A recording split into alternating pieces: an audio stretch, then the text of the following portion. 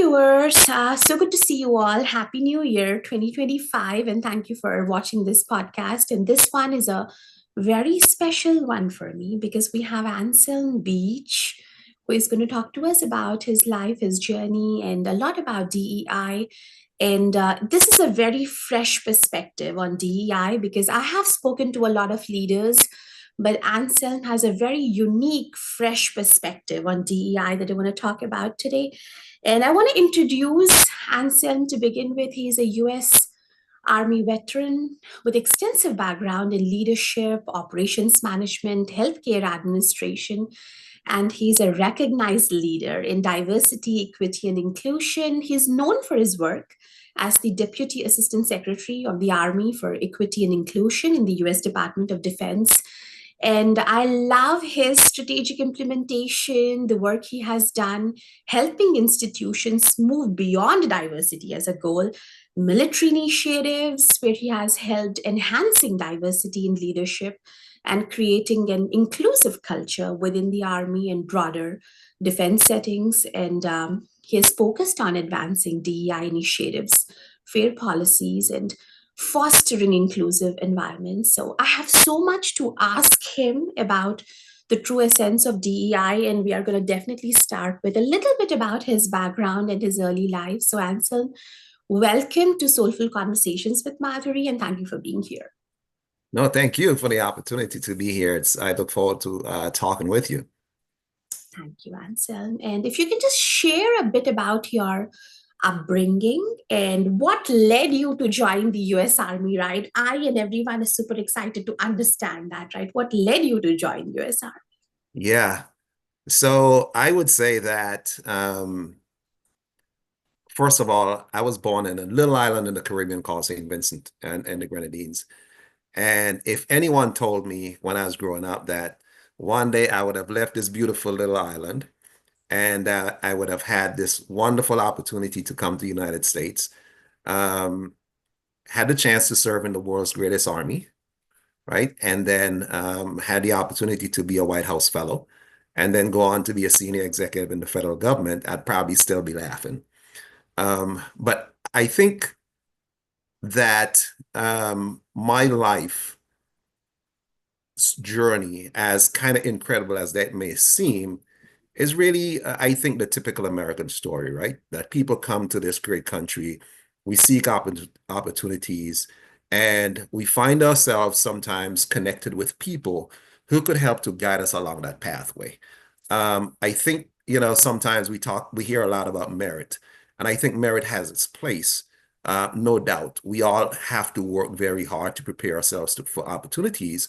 However, absent sponsors, absent allies, absent people who could probably see things about us that we don't see in ourselves, it's really, really hard to navigate the complexities of advancing, capitalizing on opportunities, and even knowing where these opportunities are.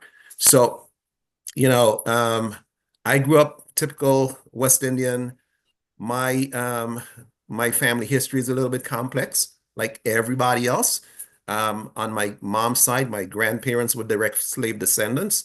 On my father's side, my grandfather was a white man, a British soldier, and my grandmother was an indigenous native Carib woman. So, I love the blend of my background, of backgrounds, I should say.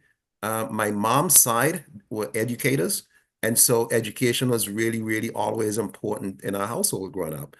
And so there were many different things that I wanted to do as a kid, but my mom kind of kept me on that pathway that education was one of those things to help people to move beyond their present circumstances and to get in. And knowledge is really power, is the thing that she would always say.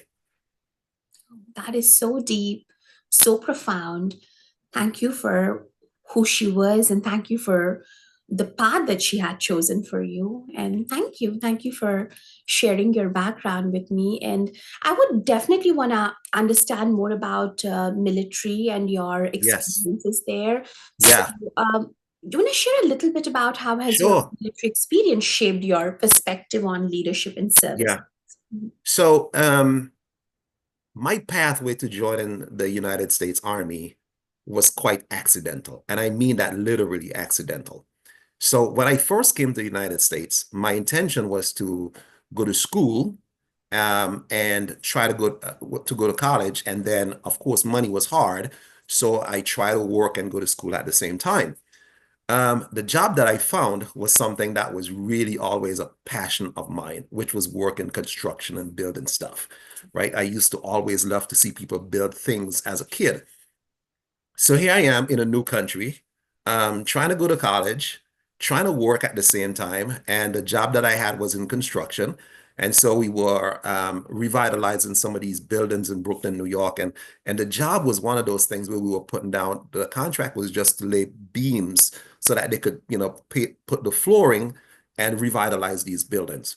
So it was, we were up about on the 10th floor by this time. And all the job was, again, just to lay down the beams.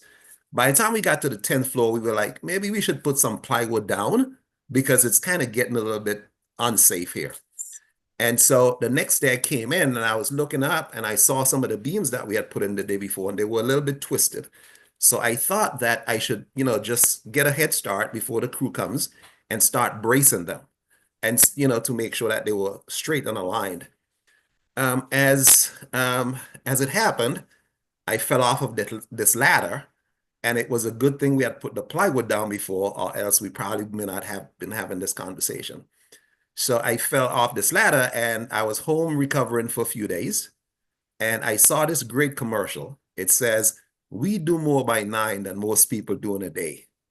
And oh, by the way, you could get money to go to college. I said, that's my ticket.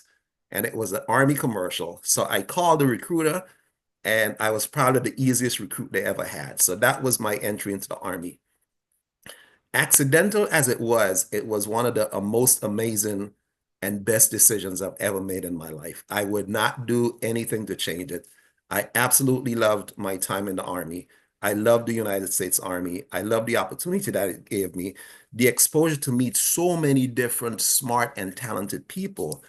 And it provided me with a different way to look at life, meaning that there was always something that you could do, no matter what the obstacle you faced. There was always a way to either go around, to remove it, or whatever it was. But it provided me with this great sense of resilience, of grit, of exposure to many different cultures and many different people, and the ability to understand that as you optimize talent within an organization by providing a place of inclusiveness, then you get the best out of people. Yeah, that's my key takeaway, right, Anson? That the opportunity to be inclusive, and that's what's about people, right? So no, I definitely have so much of more curiosity, so I'll dive into a little bit about your transitioning from the military to the civilian roles, right? And I Yeah. know you have worked for higher education, federal government. um, what was the biggest challenge in transitioning from military to roles in higher education and federal government, and how did that serve you, right? A bit about that. Yeah. So I would say, when I was transitioning, I think it was a very different time. And the environment that we find ourselves in now, I think it's getting a lot better because we get people who recognize that veterans bring a value. We get people who understand that we are, as veterans, are incredibly talented based on the training that the military provides us, right?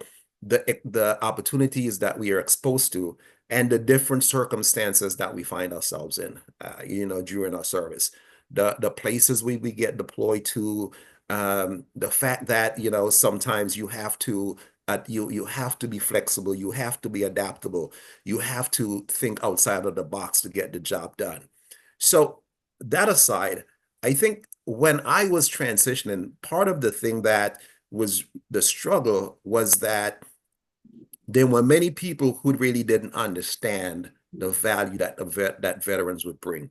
Mhm. I spoke to a few people, and the initial thoughts were like, Well, yeah, but I wouldn't hire, people who are coming from the army because they only do what they're told. They're too rigid. They don't understand. And I was just like, based on that conversation, the first time I was just like, in my mind, well, I would never work for an organization that you lead because you have no understanding of people, right? And um, I think there was just a lot of kind of stereotypes around veterans, military service, and people really didn't have a full appreciation of the complexity of not just the complexity of the work that we do in the military, but the tremendous talent that it takes to get that work done. Mhm. So just kind I think that was so if you were to kind of sum that up, I think the two things would be one, just kind of trying to get ahead of the existing stereotypes back then, and two, having this void of understanding of the capabilities of veterans. Right, right. Very valid points, right? Anselm, even as a psychotherapist who's worked with veterans for so long and now talking to you, I kind of vouch for this. I fully agree with you. And I know as a veteran and healthcare administrator, there are a lot of challenges that veterans face in accessing quality healthcare. You know it, I know it, being in this mental health profession. Uh, Maybe some tips for veterans and also some tips for organizations to better support veterans re entering the civilian life, right? If you just want to give us something to take away from on what should communities, organizations, and vets themselves can focus on. Uh, Yeah, yeah. So I would first start with a macro kind of view, right? I think the first thing that I think the community at large, or society writ large, needs to understand that while there are lots of challenges around mental health and like post-traumatic stress, um, traumatic brain injuries, um, and and other mental maladies, these are not issues that are unique to the veteran community. yes. Um, you know, because of the nature of the work of the military, we as veterans would have a greater exposure, but it doesn't mean that it exists only in the veteran community. There is trauma everywhere, right?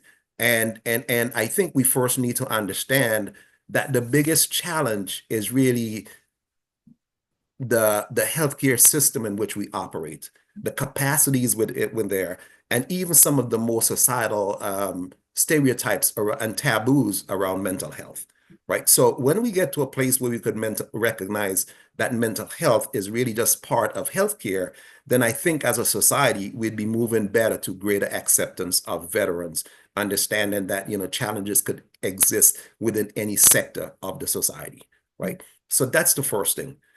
The second thing is that veterans are um, very, very highly trained and highly motivated and mission focused people. So to if you're looking to build a capable workforce, look to veterans, like look to hiring veterans. The challenge would be in how you onboard veterans because veterans also like to have a sense of normalcy around what is it that what are these problems that you have that you're trying to solve. Hmm. You lay out the problem set, they would get it done. But if you are very vague and if you don't provide the appropriate amount of touch points, you could attract veterans, but you're not going to retain them. And you also have to ensure that you provide an inclusive environment. And what I mean by that, I, what I mean by that is, we are not very touchy-feely people. We don't like to be micromanaged. but we like to make sure that there's the appropriate team environment, and that sets the conditions for any organization to optimize the talent of veterans. Veterans are team-oriented, team-focused people, and as you provide inclusive behaviors to grow that team, that's the sweet spot for veterans. Sure. I think those are some key pointers for everyone to remember. The ones who are hiring, the ones who are attracting and trying to retain veterans, give them clear instructions, great touch points, ensure that they are very clear about their goals and not some vague stuff that they cannot relate to. Totally, totally get that. Um, can you tell me about any initiatives that you have been a part of that aimed at bridging the gap between the veterans and the civilian communities, right? Anything that you would want to talk about? Sure. So, I've always found myself in trying to assist with different organizations, either to do resume reviewing or just reaching out in my own way to veterans who, say they are transitioning, right? I look on LinkedIn, I work, I see people say, hey, I'm transitioning.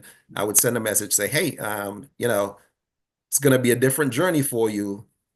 Here, here's my contact, reach out. We could have a conversation about, what are some of the things that what are some of those things that were helpful to me? What were some of those things that were really hard, right? Uh, um, and the other piece of that is also just to make sure that I could say to them, give yourself a little bit of time to breathe, right?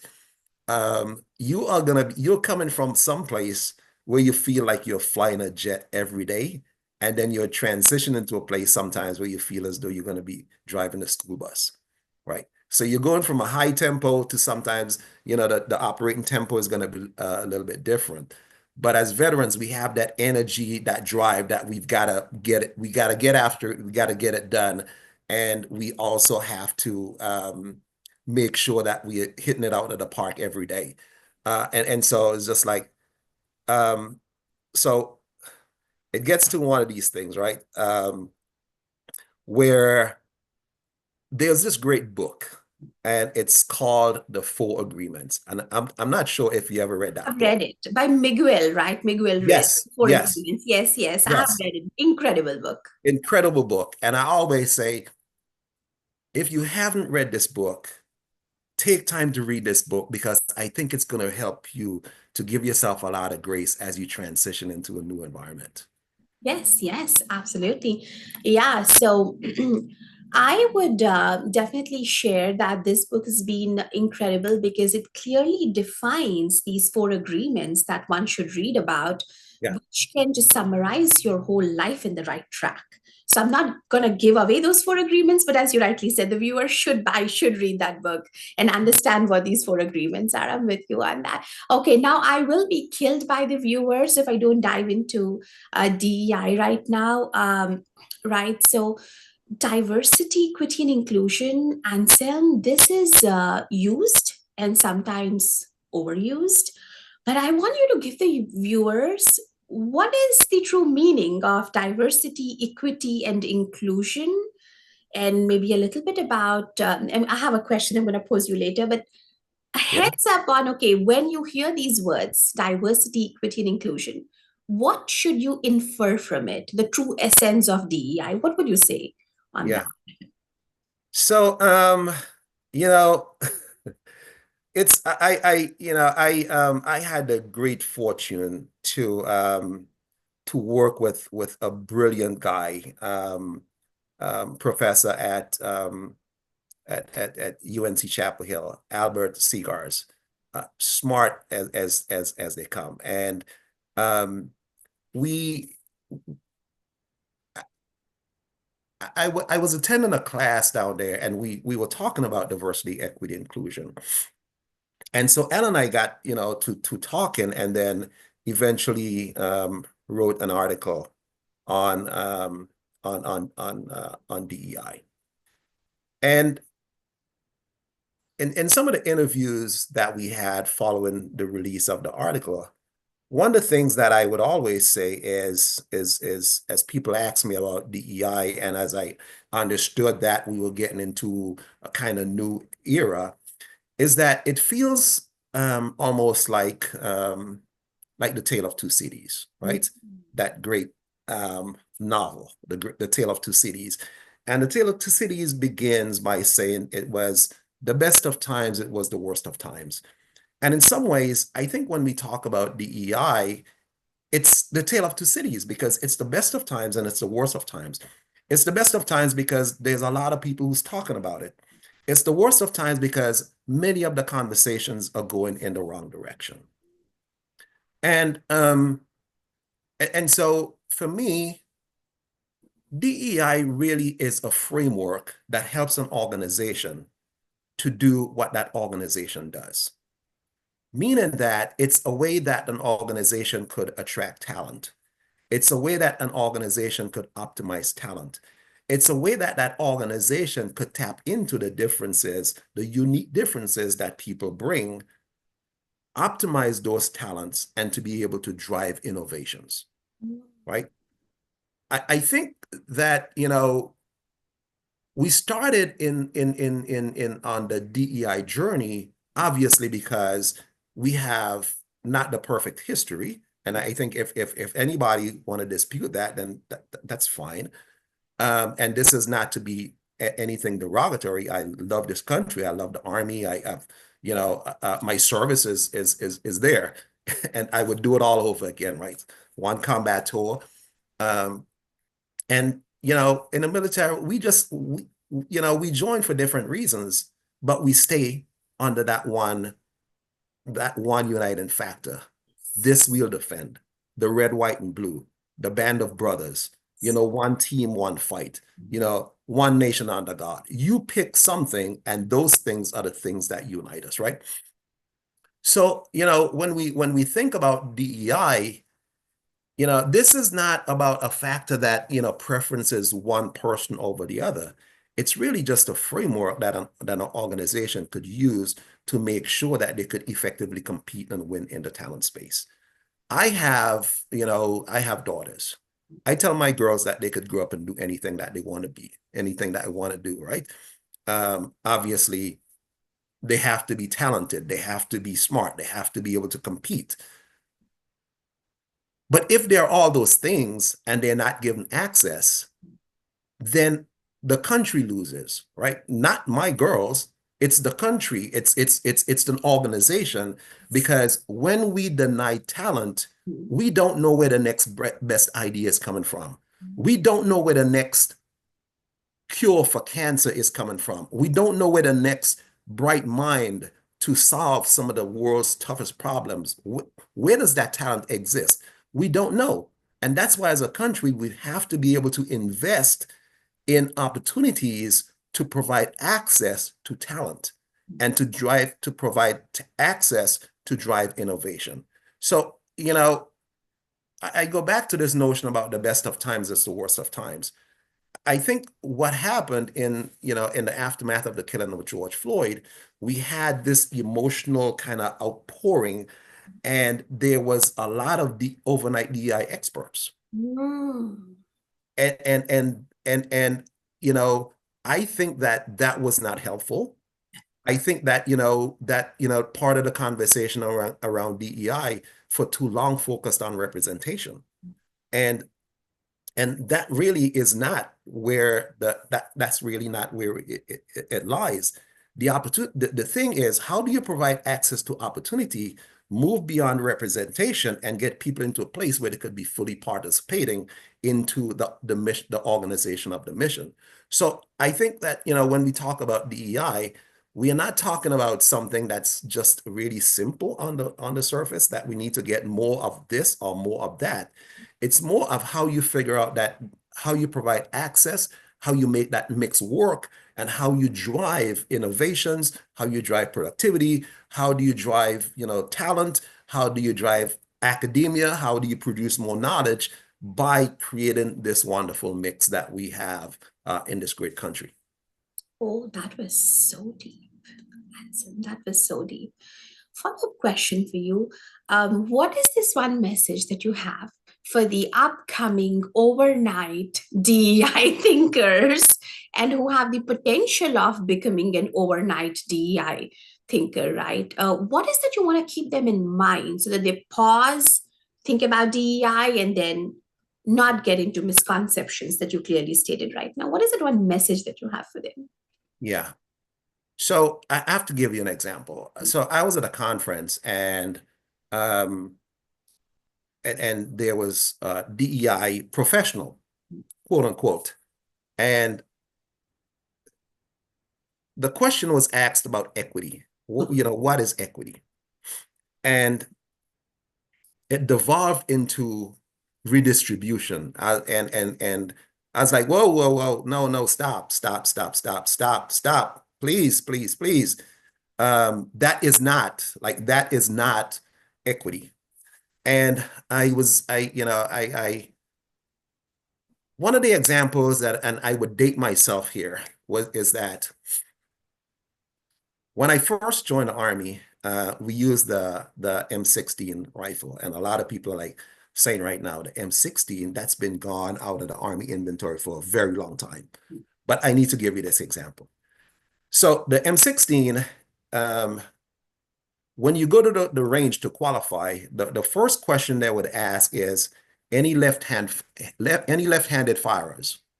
That Mm. was a very important question because the M16 was designed for right-handed people. Ooh. So what would happen is that if you are left-handed, when you fire that weapon, the shell casings would eject right into your face, right?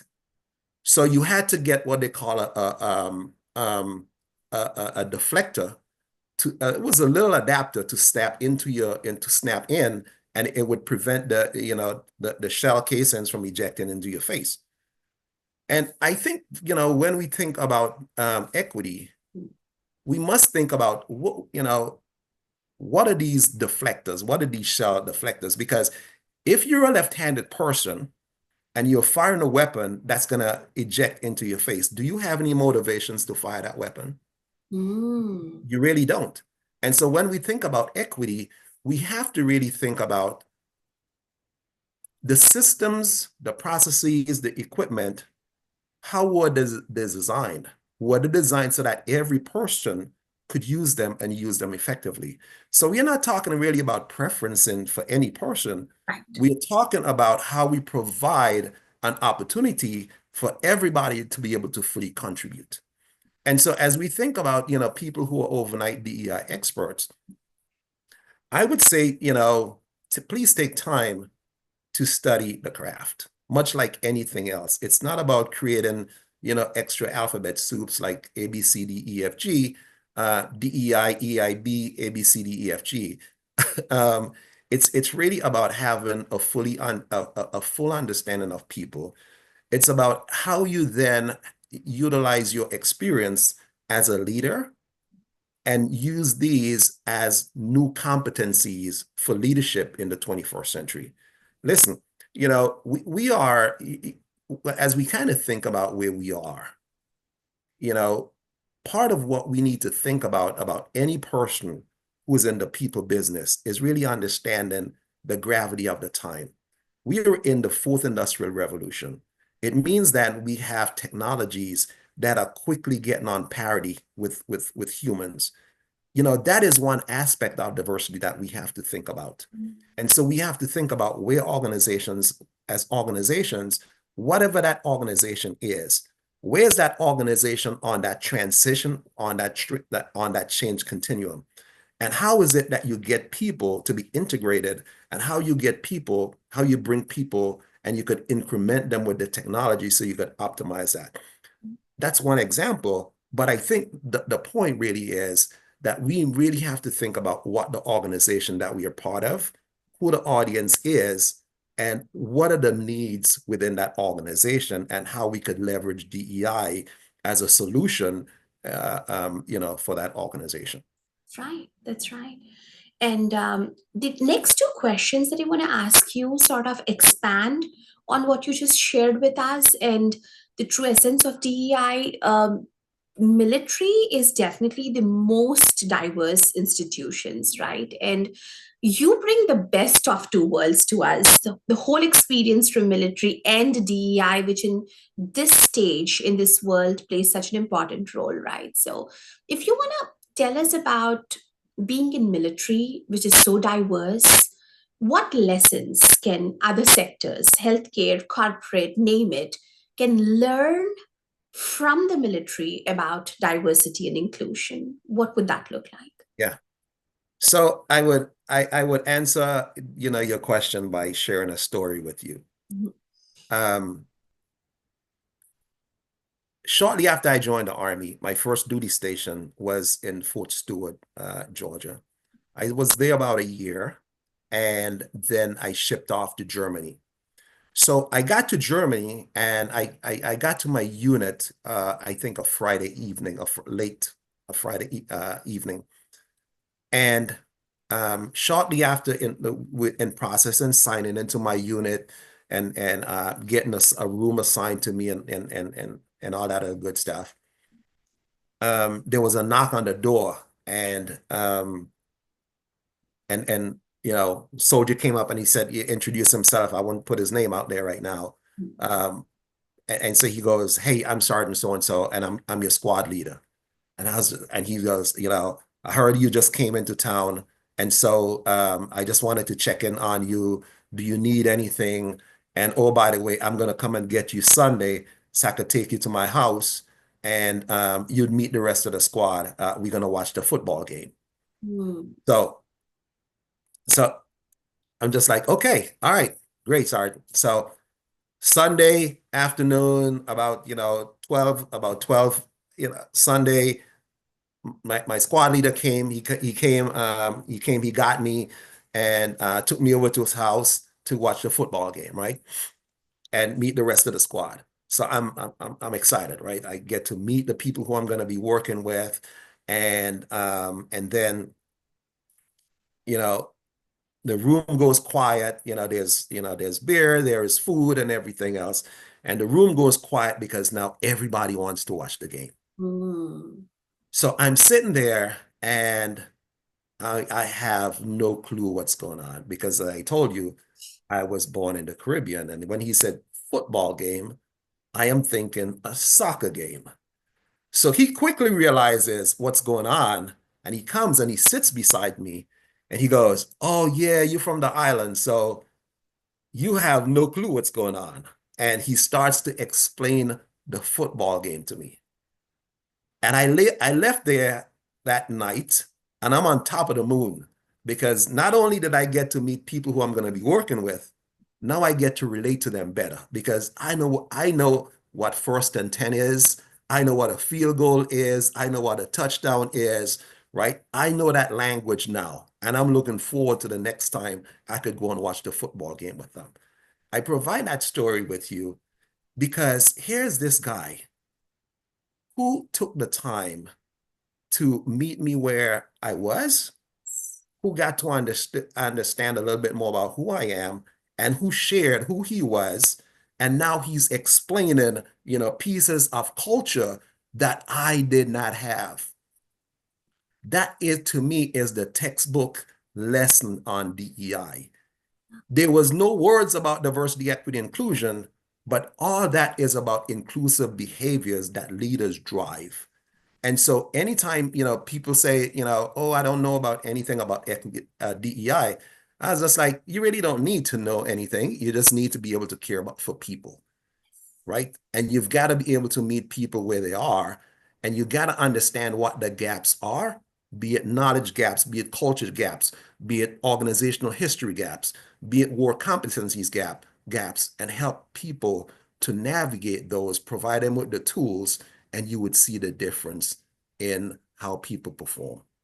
Oh, that was such an important lesson for everyone. And that memory is so vivid in you. It's so powerful. It's the masterclass of all the lessons, right? That people will remember how did you treat them. Yeah. And you got to treat them like they deserve it. They deserve to know who you are. They deserve that moment. So I want to thank you for sharing that story with all of us, and we'll remember this lesson. Um, and transition into the next piece that I want to talk to you about on leaders, right? So, leaders who want to embed DEI into their organization in an authentic way, Mhm. right? And one of these advices is what you've given right now: meet people where they are, and they'll remember you for a very long time. And that is what DEI is all about. Any other advice that you have for leaders who are listening Yeah. to this right now? Yeah. Yeah, absolutely. So, you know, I know that we are entering a kind of fluid environment where there's a lot of tension around DEI. There's a lot of people who have a lot of misconceptions around DEI, right? And and no judgment or anything. I would simply say this. I would say that, as a leader, you don't need to worry about, am I saying the right words or am I saying the wrong words? I don't know what DEI means. You don't have to. I don't think that's the important thing. I used to tell people a lot of times, I don't care what you call it. As long as you deliver results and as long as you treat people well, you're going to be fine, right? So a few things. One, I think for every leader, understanding how to build inclusive teams is a 21st century leadership competency. Mhm. One. Two, um, how do you actually do that? How do you actually do that? I think part of, when you say about being authentic, I think part of the challenge was that, we would say DEI and we would try to build this kind of construct around DEI, and it did not feel, it felt artificial to some people, Mhm. right? And so you don't really need that. You need to kind of own this leadership construct and to use your own words to articulate what it is. And so how do you go about doing that? Well, in the article that I wrote with Al, one of the things that we talked about is kind of approaching this in kind of in a different way, right? Talking about DEI and what it means in very different ways. So the first thing I would say is that, as a leader, and by the way, the article is, how a values-based approach advances DEI, right? It was published by the MIT Sloan Business Review a few summers ago. But I think for every leader, if you want to optimize the talent within your teams, if you want to drive innovation, if you want to drive performance, I think there are three questions that you use as you approach this. The first question is, as a leader, the first thing you've got to do is understand who your people are. And what I mean by that is not simply like their name, are they single, are they married, what state they're from, but I mean the deeper kind of human connections around who these people are. Like, what are their deep drivers? If they were to take a job that they were never going to get paid for, what would that job be? Mhm. Because that provides where someone's heart and their soul and their deepest motivations lie, right? What is that grounding? So who is that person? What are kind of some of the cultural roots that they have that are connected that really makes them tick, right? The second one is, how do they show up? Meaning, are they like extroverted? Are they introverted? What is their approach to work? How do they accomplish tasks? How are they like within a team? And the last one is, what do they have to offer? There are a lot of times when we hire a person for a specific job. So we hire somebody to be a psychotherapist, but what if that person has a great passion for cooking? What Mhm. if that person has great event management skills? Like, what is it within that? People are not one dimensional, they're multidimensional. So what are those different dimensions that they bring? And where do we make space in an organization for those other talents and skills that they bring that would make them tick? Now, those are kind of like the three things that I would say people, that's the kind of, when I was in the Army, we'd call it the who model, right? Who people are, who they are, how they show up, what they have to offer. The thing is, that is also is bi-directional, because as a leader, you've got to be able to model those behaviors, because if you don't, you come across inauthentic. Let me give you an example. Um, my mom died when at a very early age. She died December 15th. So December 15th is never really a very good day for me. And so when I first got when I ever get on new teams, I would say, hey, listen, especially during the holidays, I would say, hey, listen, December 15th, was the day my mom died. And so if you see me kind of aloof, if you see me indifferent, that is my day of kind of, honoring her memory. I may cry, I may have these feelings of sadness, or I may think about something and I may just smile, right? You know, and so sharing that with my last team, they were like, sure, why don't you just take the day off? And I was just like, I never really thought about it that way, right? But, here is where that little vulnerability really provided an opportunity for my team to in turn coach me on how I may best serve them, right? Um, there's a lot of things when we talk about burnout. One of the things that I would do is that I would make sure that I take vacation, right? And I would go someplace. I love national parks. So I love to go to national parks, and I would take photos, and I would share those photos with my team, not because I wanted to say, hey, look at me, I'm at this national park, but it's my way of saying you have different ways that you would spend your downtime, and you would engage with your family, and you would connect with your soul, and you would rejuvenate.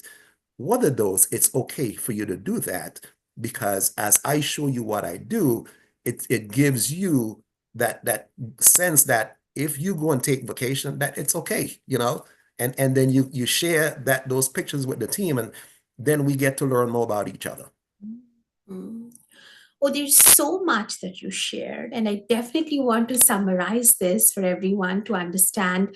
But firstly, thank you for sharing these personal stories, Anselm. They are so powerful. My deepest respect to your mother and who you are as a person, so humble and yet so grounded. And there's so much of rich information that you're offering today that we all are thankful for that to you. So, just to sum up, right, you said the who theory is what I'm going to take away from here. How do people show up? What do they have to offer? And who they are at their core? Will remember that for a very long time. I can vouch for that because, trust me, having spent in the capacity of an assistant vice president training and development with Google, Accenture, HSBC, Cisco, with these companies, 18 years in that industry. And if someone would wake me up at 3 a.m. and said, I have a problem, I need to share this with you, I would just wake up and solve that problem and go to bed then at 5 a.m., right? So I knew that psychotherapy and therapy and offering mental health counseling, that's what I want to do. And as you rightly said right now, kind of dropped everything to go back to school for 5 years and just be here and do just that for the rest of my life. So I totally agree with you, right? It's about finding what are people at their core and what they want to do. So thank you again for sharing those insights with us. And I can't stop talking to you. So I'm going to go ahead and talk to you about a particular challenge that organizations face right now. We all know that DEI initiatives sometimes do get that resistance, a little bit of a pushback. Change is slow. And you have witnessed so much of that and more of DEI challenges, right? So, any advice for an organization or leaders who are facing resistance, facing pushback, or where they see that the change is slow? How do you want them to navigate through that situation? Yeah. So I think that, one of the things that we have to realize is that there's a certain inevitability, right? And what I mean by that is for organizations now, one of the big things that we face is how do we effectively compete and win for talent, right? And if as an organization, regardless of what you want to call it, if you're not fostering an inclusive environment where you could attract, recruit, and retain talent, you're going to have a long way to go. Mm. The numbers are not on anybody's side. And let me just throw out some numbers here. Um, I mentioned that, we are in the fourth industrial revolution and we have so much technology around us. There are some jobs that are going to be obsolete in the next 5 years that technology would do for us. And there are going to be new jobs that we haven't, that for competencies that we haven't even known as yet, that are going to be created. It means then that if we don't have the proper education system to educate our young people, we are going to have a problem, period. We don't have the birth rates needed to sustain the economy that we have. So we've got to think about what that may be. Would immigration be a part of it? I'm not a policymaker or politician, but I think we've got to think about where are we going to get people to do, to perform work. In terms of, we know that STEM, like, science, technology, math, right? They're going to be drivers of the economy now and into the future. And so we've got to really fundamentally rethink about, what our education system looks like to prepare young people for better competencies and proficiency in math and science and technology. So, that's something that we have to think about, as a country. Back to the issue of DEI, with so much uncertainty around, talent, organizations must kind of think now, are they going to buy or are they going to build? And if they're going to build talent, they've got to think about how to create those pipelines and where they have to go to get those pipelines. And one of the things that I love about the military is the way they approach talent, because they go all over to find talent, right? And then they develop the talent that they need. So, for our officers, we go to the reserve officer training corps, and we provide people with scholarships to go to universities. They graduate from university, they go through the military training. We commission them as officers in the military, right? So we build our own kind of talent. We can't make generals overnight, so we have to grow them over time. We can't make senior non-commissioned officers overnight, so we grow them over time. So we have that way that we would develop the pipeline and the pull through and the throughput within the systems. So we need to kind of think about organizations, how we do that, how we capitalize on veterans leaving the environment, leaving the military environment, and now getting into the private sector. And in the private sector, how we think about providing under-resourced and underrepresented areas with the same kind of access to opportunity, not because you're lowering standards, but because you're providing them with the access to opportunity so that they could be developed and they could be productive in your organizations down the road. So if you're not thinking about how you grow and develop talent, you're going to be in a talent deficit for a very long time. And those are just facts. When you kind of look at the Bureau of Labor Statistics, the numbers are not there. The numbers are not there in science and technology. The number of graduates that we have, the way that we prepare people to be engineers, the numbers are just not there. So I think that's one stark reality, that regardless of what we say, we have to find a way to provide access to opportunity so that we could build our talent needed for the economy of the future. Ultimately, we also kind of need to think about this from a national defense perspective. If we don't have the people and, to be able to join our military, then we have, and to be able to function within the military settings, that's also a national security challenge. So I think we all have to really kind of take a deep breath and pause and rethink how we really value the people across our great country, how we provide access to opportunity so that we could all continue to be this one great nation. Right, right. And I know you just scratch the surface. This is so way deeper, and the roots are so deep if we don't wake up right now. I can do an entire episode with you on, do you want to buy or do you want to build? And maybe a book from you on just this one topic. Do you want to buy or do you want to build? Right? I can just do that sitting right here with you. So, oh my God, that was so powerful, Anselm. And I think something to think about very, very deeply. And I have so much more to ask you, but I definitely want to dive into a little bit about what motivates you to continue working at the intersection of healthcare, DEI, public affairs, and this is a legacy that you have created. And what motivates you to continue working, and what legacy do you hope to leave behind? Right? Just help us a little bit on Yeah, those are kind of big questions for me. that. Real big questions that I don't know that I could really answer.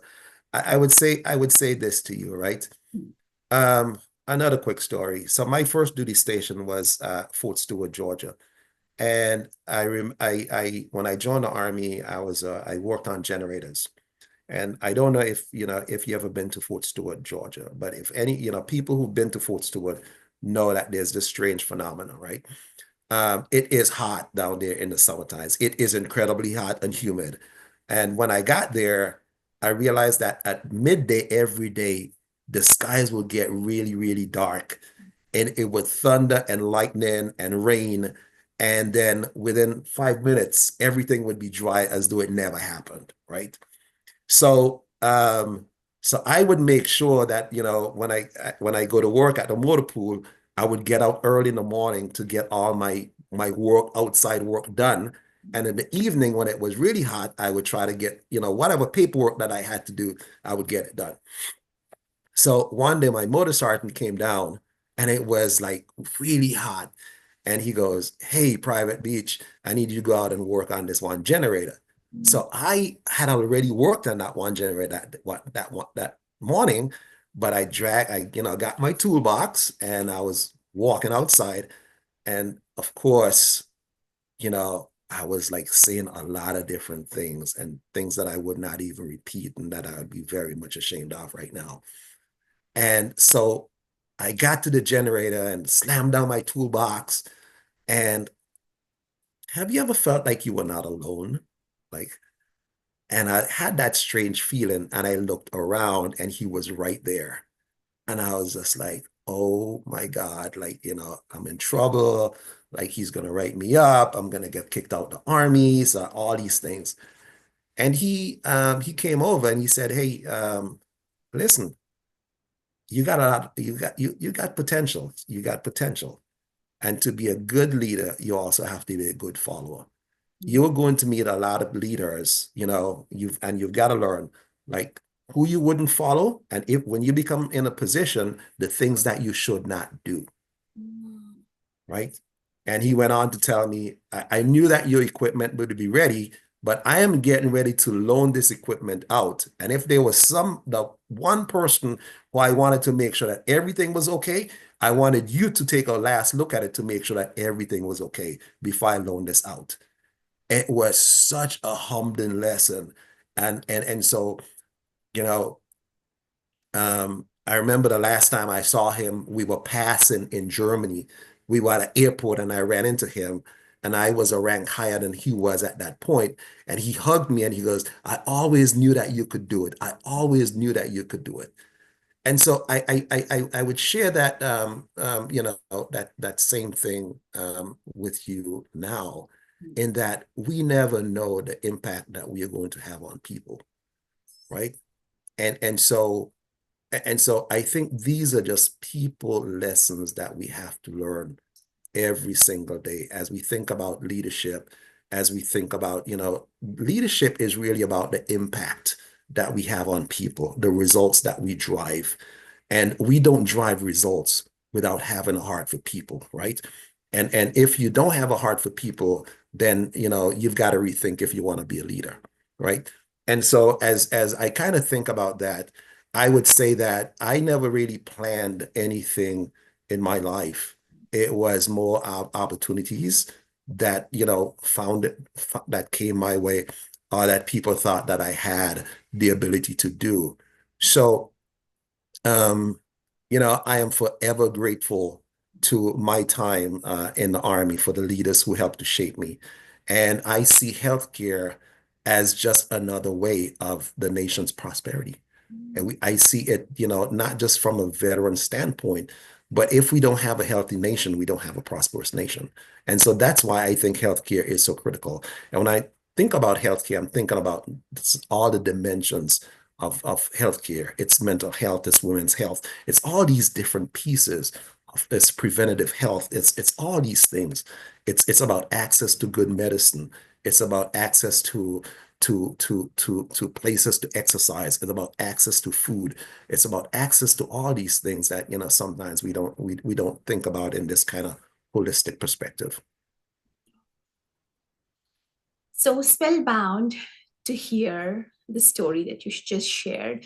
And I think what I'm learning, Anselm, is one is to be a good leader.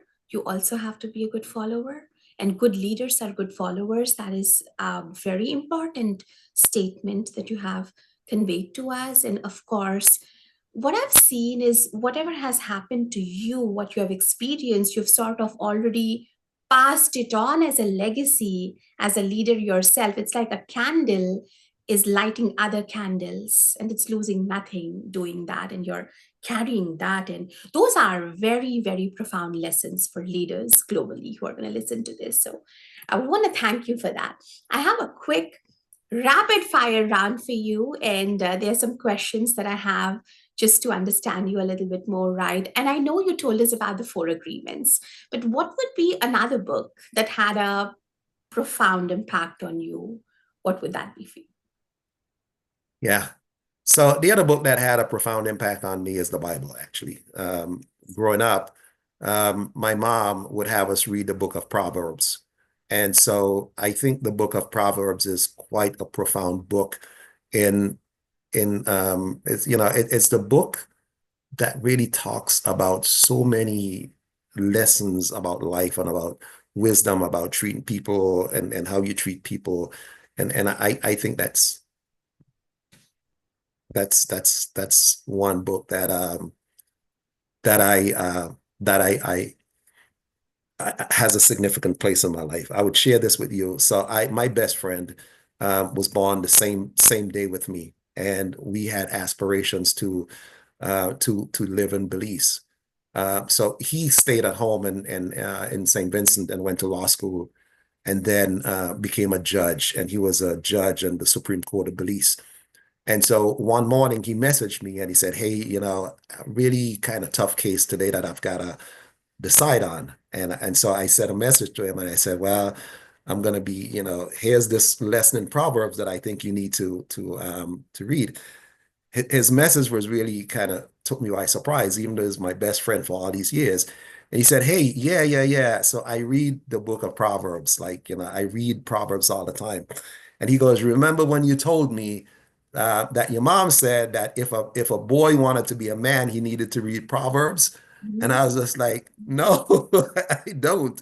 But it was just kind of one of those things that all these years later, my best friend is a Supreme Court judge, and he's talking about reading Proverbs because he still wanted to be a man.